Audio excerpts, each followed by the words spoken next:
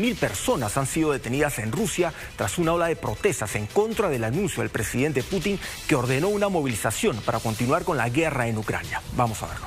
Fueron miles las personas que salieron a las calles en Rusia para marchar en contra del llamado a las filas por parte del gobierno de Vladimir Putin, quien anunció una movilización parcial para continuar con la guerra en Ucrania.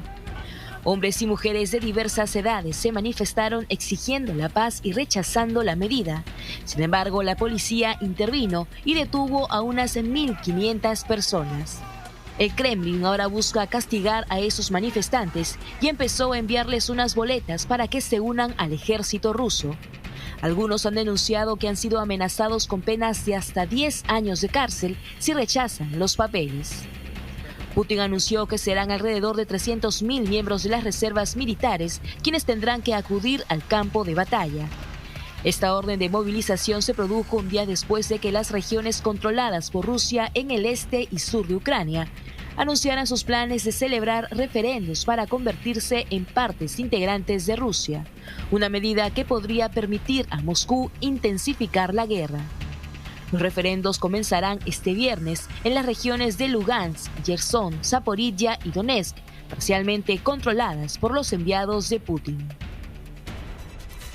Bueno, una situación terrible y que también muestra, como habíamos mencionado anteriormente, cómo está perdiendo terreno, cómo está perdiendo popularidad el gobierno de Vladimir Putin, en especial los anuncios que está haciendo respecto a sostener la invasión a Ucrania. Lo que habían dicho inicialmente las autoridades en el Ministerio de Defensa ruso era que necesitaban tropas para mantener una posición en más de 1000 kilómetros de frontera con Ucrania. Por eso están necesitando 300.000 soldados nuevos. Ahora, obviamente no los van a mandar mañana, porque todos estos nuevos soldados necesitan preparación, necesitan entrenamiento. Esto probablemente sea a partir de diciembre o más adelante, o tal vez en enero.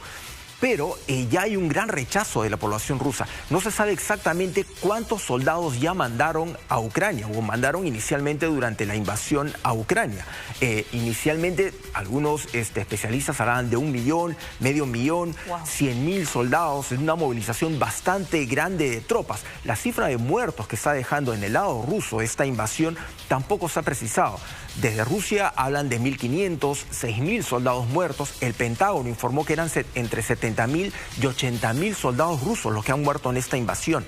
Lógicamente, los que están regresando de esta invasión, los soldados rusos que están regresando a su país después de esta invasión o después de haber prestado servicio, cuentan que no tienen armamento, que no han tenido muchas veces el soporte necesario. Muchos eran bastante jóvenes, incluso no tenían preparación de combate, no habían recibido un entrenamiento adecuado.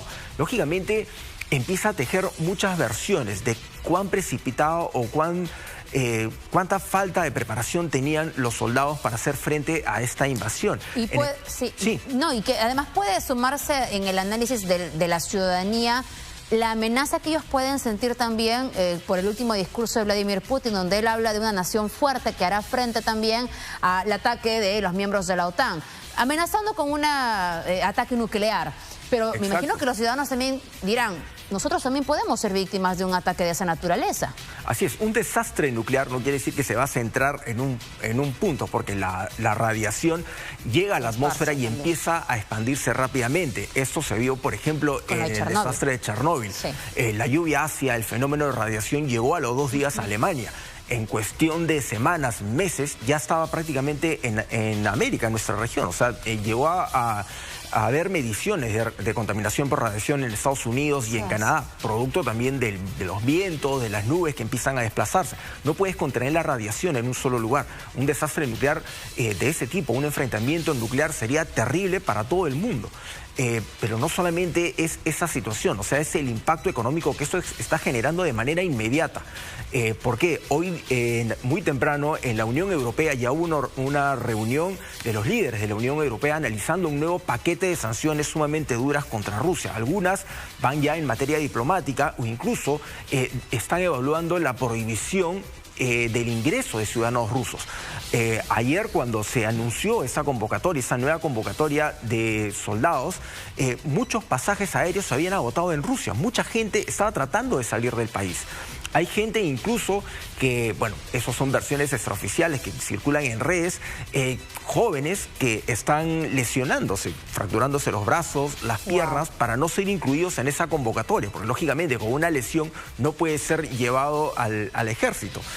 Podría ser cierto, puede ser una exageración, pero estamos viendo cómo se están llevando a rastras a los jóvenes que se oponen a esa convocatoria de más soldados.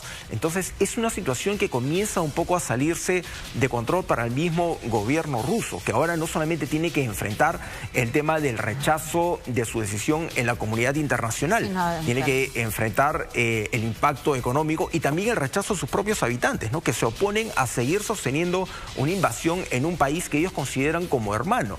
Hay que tener en cuenta que debido a que tienen una frontera común y que Ucrania fue parte de la antigua Unión Soviética, hay muchas personas que tienen familiares en estas regiones, en Donetsk, Lugansk, Gerson, Zaporilla, donde incluso el gobierno de Putin ya ha anunciado un referéndum para preguntarles si quieren seguir siendo parte de Ucrania o ir con Rusia, ¿no? Que era una estrategia que ya habían utilizado durante la invasión de Crimea en el 2014.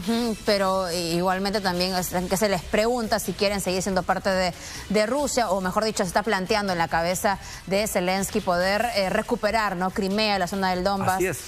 Es decir, escalando el conflicto igualmente. Así es, más aún, el presidente Zelensky de Ucrania tampoco intenta poner paños fríos a esta situación.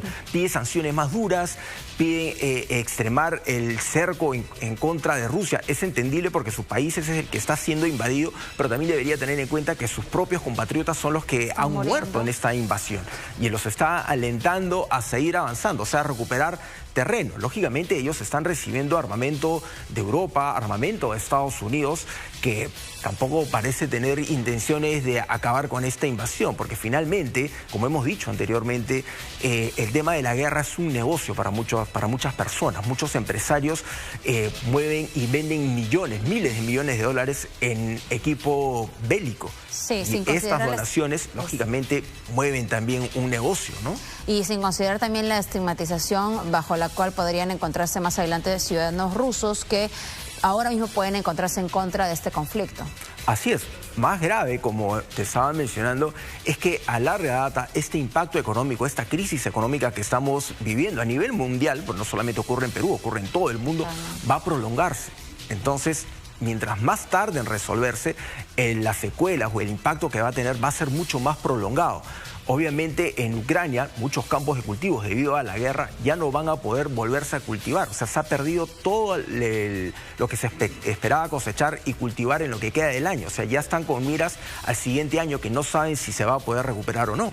Sí, un perjuicio económico a gran escala que, por ser además importante lo que se produce entre Rusia y Ucrania, perjudica a nivel mundial. Así es, pero en otras noticias, así